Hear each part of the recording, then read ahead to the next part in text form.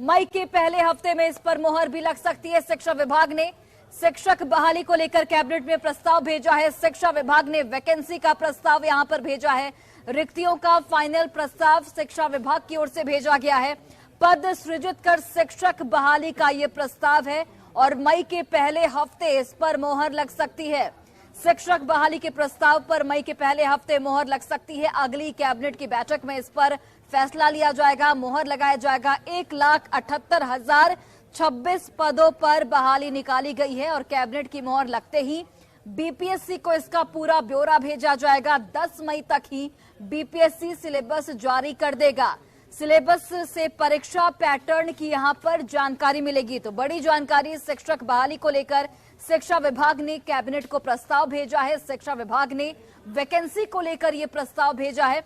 रिक्तियों का फाइनल प्रस्ताव शिक्षा विभाग की ओर से भेजा गया है, जिसमें पद सृजित कर शिक्षक बहाली का प्रस्ताव रखा गया है। मई के पहले हफ्ते में यह बड़ी जानकारी है कि मई के पहले हफ्ते इस पर मोहर लग सकती है, यानी कि अगली कैबिनेट की बैठक जब भी होगी, मई के पहले हफ्ते की बात कही जा रही है, उस वक्त मोहर लग सकती है। 1,78,026 पदों पर बहाली निकाली गई है और कैबिनेट की मोहर लगते ही बीपीएससी को इसका पूरा ब्यौरा भेजा जाएगा। 10 मई तक ही बीपीएससी सिलेबस जारी कर देगा और सिलेबस से परीक्षा पैटर्न की जानकारी मिलेगी। कल ही हमने आपको बताया था कि जो सैलरी स्ट्रक्चर है वो भी जारी कर दिया गया है और सैलरी स्ट्रक्चर जारी होते ही अभ्यर्थियों का विरोध भी देखने को मिला। अभ्यर्थी लगातार इसका विरोध कर रहे हैं, लेकिन अब ये जानकारी निकलकर सामने आ रही है कि मई के पहले सप्ताह में कैबिनेट ने इस पर मोहर लगा सकती है। कैबिनेट की ओर पर इस पर मोहर लग सकता है। 10 मई तक बीपीएससी सिलेबस जारी करेगा और मई के आखिर तक विज्ञापन भी जारी हो जाएगा।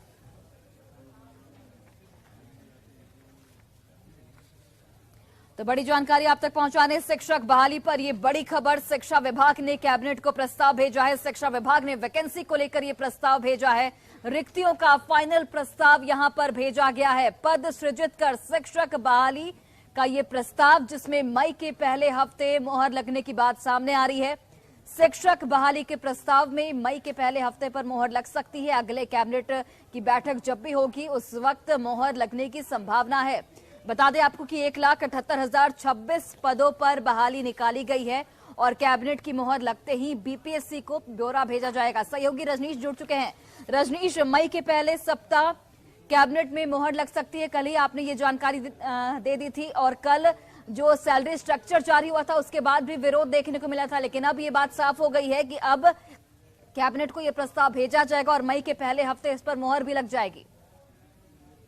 देखिए, कल ही रिक्तियां और उसके साथ साथ जो वेतनमान है उसकी घोषणा कर दी है शिक्षा विभाग ने और उसके बाद आज खबर मिल रही है कि कैबिनेट में शिक्षा विभाग ने प्रस्ताव भेज दिया है। यानी मई के पहले सप्ताह में जो कैबिनेट होगी उस कैबिनेट में ही ये मोहर लग जाएगी। 1,78,026 पदों पर जो है वैकेंसी निकलेगी और कैबिनेट से मोहर लगने के बाद सीधा जो प्रस्ताव है वो फाइनल प्रस्ताव बीपीएससी को चला जाएगा।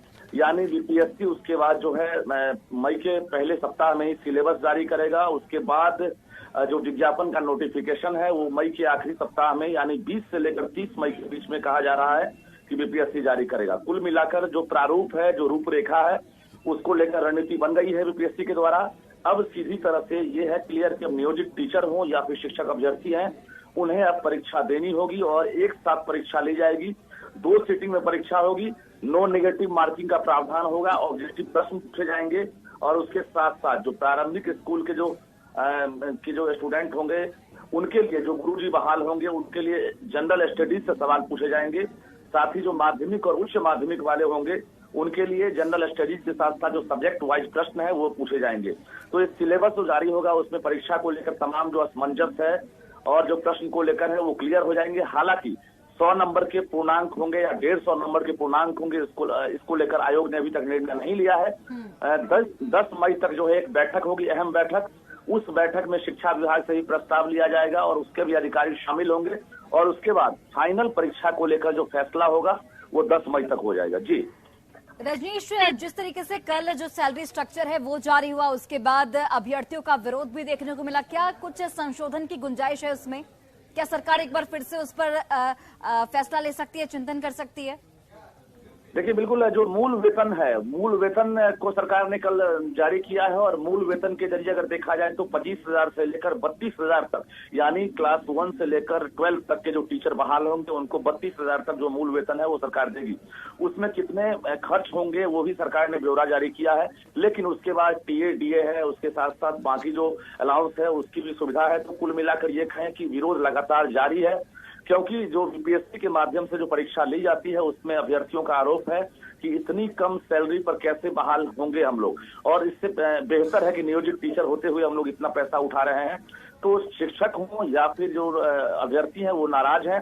हालांकि अभी जो भाकपा माले के विधायक हैं संदीप सौरभ, वो अभी अहम बैठक करेंगे। उसके बाद अभी 12 बजे तक अहम घोषणा भी होने वाली है कि आखिर सरकार की जो सहयोगी पार्टी है लेफ्ट, वो अभ्यर्थियों के साथ किस तरह की फैसला लेगी और उसके बाद क्या ऐलान किया जाएगा। जी बिल्कुल, चलिए रजनीश, आप नजर बनाकर रखिए। अपडेट के लिए आपके पास वापस लौटेंगे। बहुत बहुत धन्यवाद तमाम जानकारी हम तक पहुंचाने के लिए। तो ये बड़ी खबर, बड़ी जानकारी शिक्षक बहाली को लेकर आप तक पहुंचा रहे थे। कैबिनेट में मुहर इस पर लग सकती है, कैबिनेट में इसे लेकर प्रस्ताव भेजा जाएगा और कहा जा रहा है कि मई के पहले हफ्ते में इस पर मुहर लग सकती है।